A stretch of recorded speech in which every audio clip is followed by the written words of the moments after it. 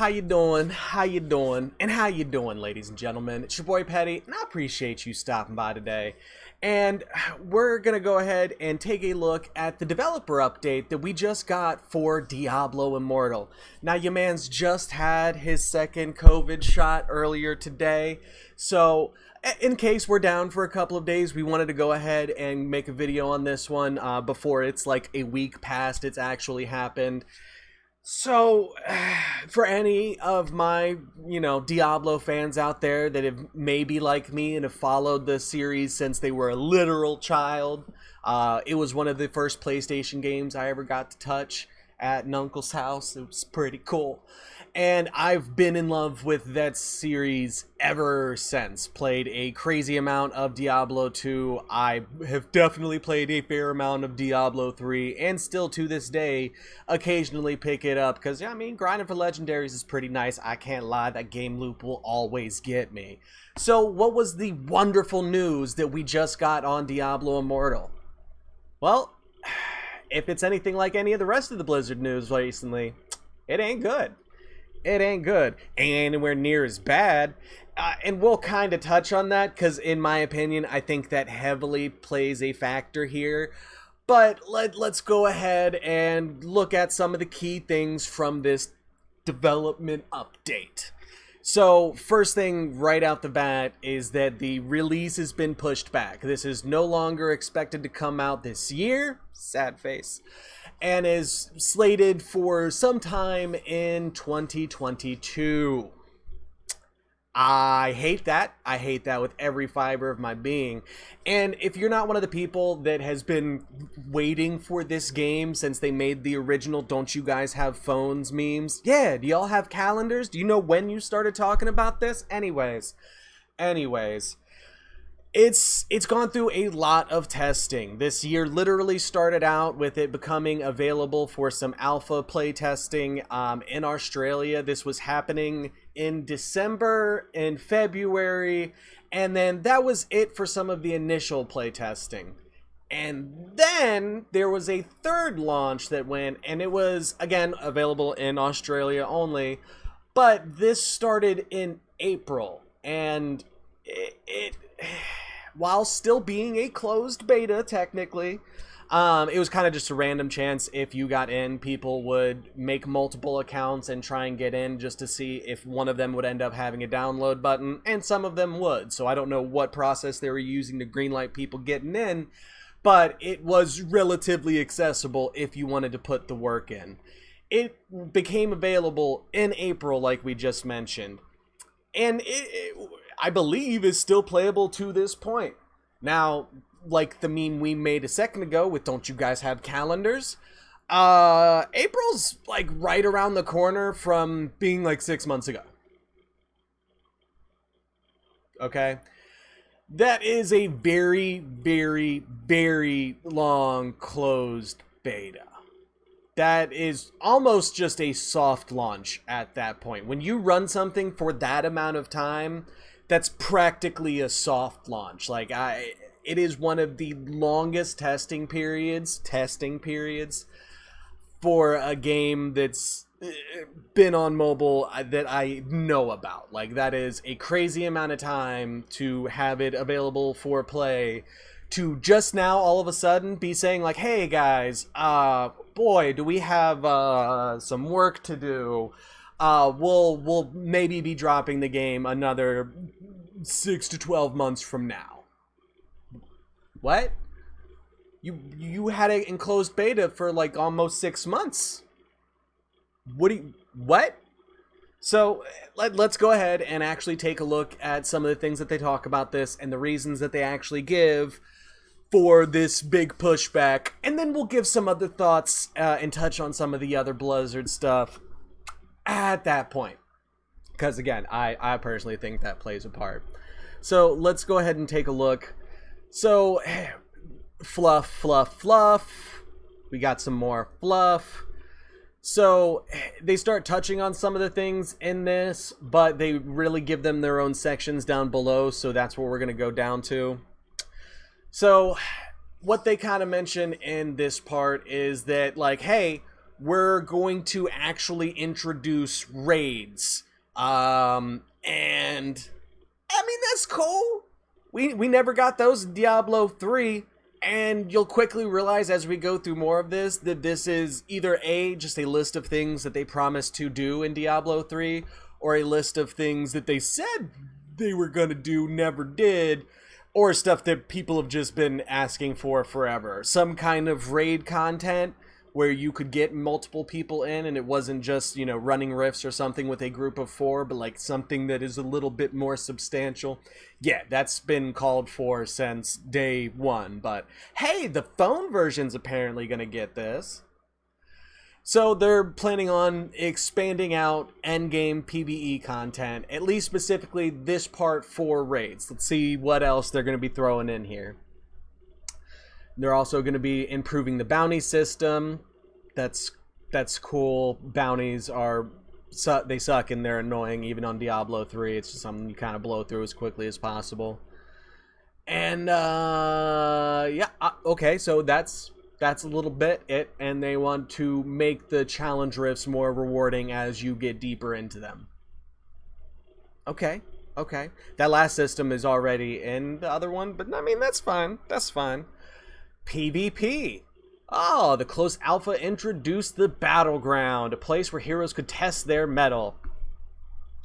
Alright, so real quick, for any of my people out there that are not Diablo fans, when I say people have been screaming for PvP in Diablo 3, they've been doing it the entire game. That game has been out and live.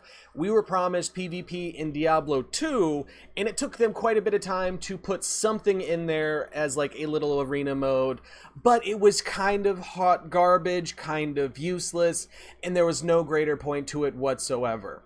So after almost 20 years, they're opening up the Diablo PvP box again, and they're apparently going to deliver it.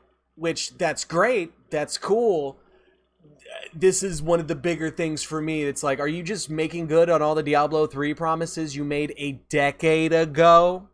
Because that's largely what it's looking like. But if they actually do get to put in a good PvP system that actually matters, that'd be nice. It's a little suspicious that we're getting that on a game where it's a mobile game, so there is a high chance that we're going to see some kind of pay-to-win monetization aspect. Now we get PvP when it's in a system that will essentially drive people spending more money to be more competitive. Now that's when we're now getting PvP. Okay, yeah, okay. Jesus Christ. So that one is a little bit frustrating because, again, this is something that could have been put in Diablo 3, and in all honesty, was probably something that was already designed and drawn out at that point. And for those of you that know your Diablo history, you know there was a lot more content planned for Diablo 3 that essentially just got shelved. That they decided, no, we're not going to do it. There was supposed to be more expansions for it. There was supposed to be more playable classes that were added to it. All of that got essentially abandoned pretty early on. We were lucky to even get the Necromancer, honestly, but that's a whole other bag where they introduced that character like 8 years after the game was live, and it was so strong that a patch later they had to essentially buff all other classes and all other items that those classes used, sometimes in the neighborhoods of 300 to 600% better, and some of them in the thousands. So that's the level of power creep that they had to try and adjust for. So the development history of Diablo games has been a pretty dark place for a pretty long while. It's had some issues. So seeing things that, you know, absolutely should have been in Diablo 3, suspiciously making it into the game where, you know, there's going to be people handing over more money. That's not the best look in the world, but I mean, obviously as of lately you guys have had worse, but holy crap, as a Diablo fan, I find this, it's exciting on one hand, and then also kind of deeply upsetting and troubling in the other, because why the hell didn't we get any of this in Diablo 3? Like, just... It hurts. It hurts. It hurts my Diablo fanboy soul a little bit. But maybe we can be hopeful, and this stuff will be closer to being in the game when Diablo 4 actually launches, because they obviously have already had this on the shelf for a while. But let's keep going. Let's keep going. Oh, they're also adding controller support. They want you to be able to play with controller. That's also something that, you know, like, oh, we'll do that for PC. Ah, guys, we can't do it. Oh, but we just dropped it on PS4 and Switch, and we figured it out for that, so they have controller support. But yeah, no, there's no possible way for us to do that on PC. You guys have to click to run everywhere. I'm sorry, there's no changing that. So it's, you know, a little funny that this is potentially going into the mobile version. But in terms of accessibility, that's gonna be a little bit interesting because the controller buttons can only really tap something that's on the screen already. So how you make some UI more accessible through these options without it becoming messy in some ways can be a little bit difficult. But again, it's hard for me to believe that adding controller support is going to be so hard, and that after 6 months of people already being able to play the game in Australia, that okay guys, we're gonna have to go back to the drawing board and go back to it long enough that it's gonna be another 6 months to potentially a year that we actually drop this. But we'll circle back around to that in a second. Other thing they talk about in this update is character progression. And in general, the way that Diablo works is you kind of try to get to max level cap as soon as possible. Once you reach that point, you start trying to get specific legendaries to be able to do certain build sets.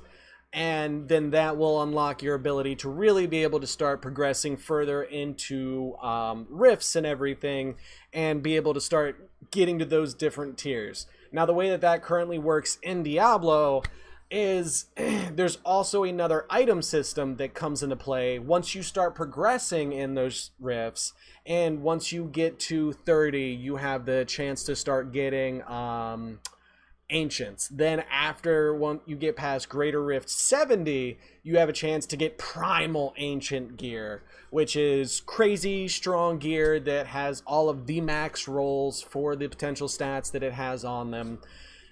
So essentially what I'm alluding to is that there's already an item progression system that's existed for basically a decade at this point. So why do you need to go back to the drawing board when you kind of already have a system that you can tweak and improve slightly, and bam? Because from what I've seen, I don't believe there are primal ancients in Diablo Immortal. You just make the background of the weapon that already exists and has assets in the game red, so the player knows it's a good piece of gear, and then you just tweak the math so that it always goes to the high end of the cap for the stat rolls on it. And that's it. That's done. It doesn't get new effects on it. It doesn't get a stronger version of the spell, but that's something that you could definitely implement in a system like this if you're trying to make some improvements. But a lot of this stuff is not redesigning the wheel in terms of the game. So, again, it's hard for me to believe that, no, go back to the drawing board for a while. Like, it'll be nice if some of these promises are kept. There's not a strong history in the Diablo franchise of said promises actually being kept. So I just want to make sure that any of our mobile people that were looking forward to this game or following this update have a little bit of a history lesson and understand what we've been through with this company before in terms of Diablo promises and where they've gone. But, you know, it's admirable to say, hey, we want to make sure that there's a really good endgame for this system. They also talk about Paragon levels in this and how they want them to actually matter, which is, again, adorable. Because Paragon levels in Diablo 3 are just there for power creep purposes, so that you still eventually are getting further and further in the greater rifts because of the stats that you get from them, which you have to get in the Paragon levels in the neighborhood of thousands to really be able to, you know, push end game challenge rifts where you're past, like, you know, floor 90 and stuff like that. Like, you really need to get all the power creep that you can. So I mean, it's cool that they want to say, hey, we want this to actually matter, actually have more of an impact, and not just be a slow power creep system. They're not as blunt about what paragons actually are in the game as that.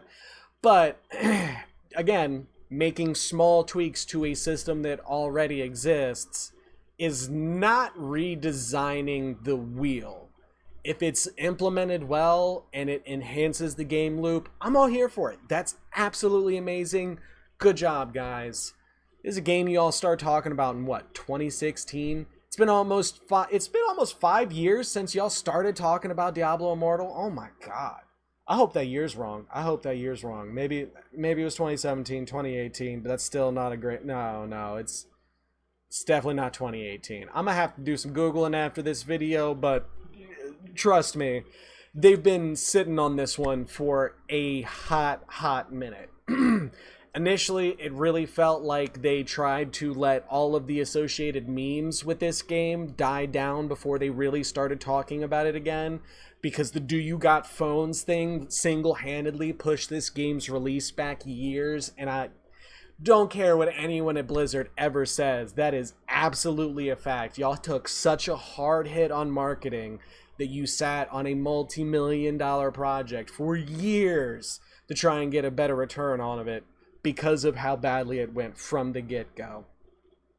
Anyways, let's see if they, you know, mention anything else in here.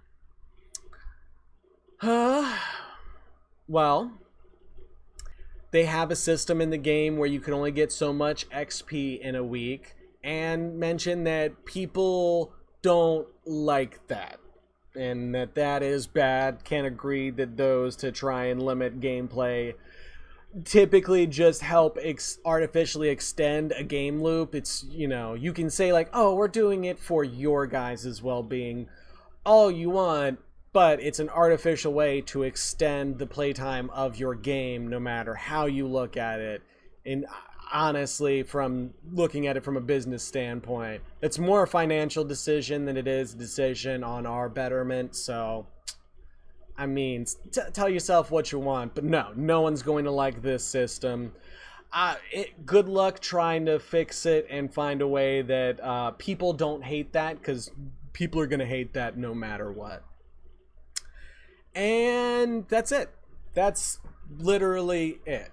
Again, this developer update basically says like, hey, we want to add a few things here and there, and then make tweaks, or they're alluding to the fact that they're going to pull in systems from Diablo 3, like the ancient primals and stuff of that nature, and then try and act like, oh, we made some new stuff. No, y'all copy and pasted to try and make it and explain why you are taking so much longer to put this out. Honestly, it just seems like with all the bad PR from the state of California suing Blizzard, go Google that one if you want. We're not going to get into that at all on this channel. But they're in some pretty hot water right now. And honestly, this just seems like part 2 of the, okay, well, now we have to push this game back because we made a bad meme with, don't you guys have phones? And yeah, so you guys are getting sued for a lot of crazy workplace stuff. So you're just going to push a game out that was basically slated to drop for the holidays this year because you're afraid it's going to make less money because you guys are in trouble for being dicks right now. That's 100% what this comes across as. So, yeah, Blizzard, the first people to take 5 years to drop a game that was already a copy and pasted NetEase game that they have and have had overseas already for 7 years. Yay. To all my Diablo people, I'm sorry guys. I wish we got better news in this world, because I know I'm not the only person that enjoys those games and enjoys that type of game loop. Shout out to PoE, go play them. They've got a great game that has gotten a lot more love than Diablo ever has under Blizzard since Diablo 2. So, that's all I got. It's depressing. Stupid. And maybe we'll get something out of it, but again, it really just seems like we're going to get some copy and pasted systems that are just tweaked slightly, but we'll see. We'll see. But I appreciate you guys for stopping by. And yeah, I guess we'll just see everyone next year for the Diablo Immortal memes. Let's see what happens next. But alright guys, thank you so much for stopping by. I really appreciate them faces. I hope you're doing good today. And you're going to have to catch your boy in the next one, because we out of here. Deuces.